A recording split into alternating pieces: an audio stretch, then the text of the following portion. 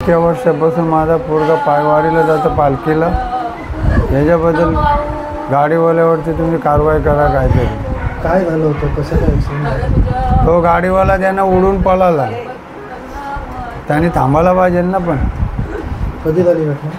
हे काल रात्री 7:30 वाजता 8 वाजता झाली. काय मागणी आहे तुमच्या? आता काय माझं एकच इच्छा आहे, मला फक्त तो गाडीवाला पाहिजे, म्हणजे त्याच्यावरती तुम्ही कारवाई करा. नमस्कार, मी मिलिंद सुरेश पाटील, राहणार मुक्काम मांडा टिटवाला. आज जे आमच्या घरावरती जे संकट ओसरलं आहे ते खरंच खूप वाईट आहे. माझा भाऊ रवींद्र सुरेश पाटील, भावेश राम पाटील, हे आमचा उदरनिर्वाह रिक्षावरती उदरनिर्वाह होतो आहे.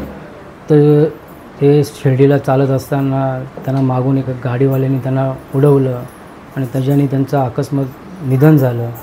हे खूप आमच्या घरावरती खूप मोठं संकट आहे.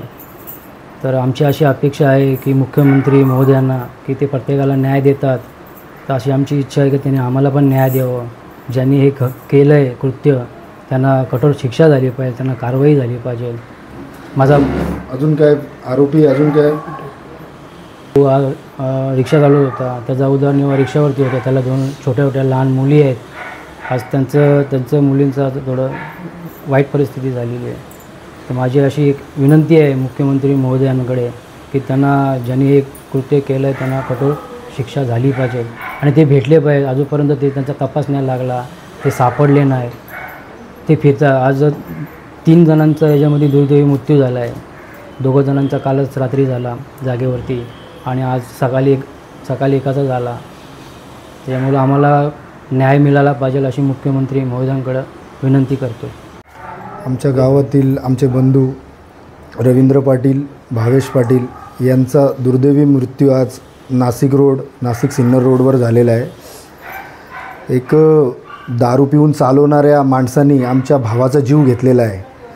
मुख्यमंत्री महोदयांना आमची विनंती आहे की आज 15 ते 16 तास उलटून गेलेले आहेत, तरी आरोपी अजून मोकाट फिरत आहेत. त्यांचा कोणताही तपास झालेला नाही. त्यांना लवकरात लवकर पकडून कठोर शिक्षा करून आम्हाला न्याय द्यावा ही विनंती. माझ्या रवींद्र या भावाला एक 3 वर्षाची मुलगी आहे, एक 6 वर्षाची मुलगी आहे. खूप वाईट परिस्थिती, हालाकीची परिस्थिती आहे. आम्हाला त्यांच्या त्या परिस्थितीकडे बघवत नाही. साहेबांनी आम्हाला न्याय द्यावा हीच आमची विनंती आहे.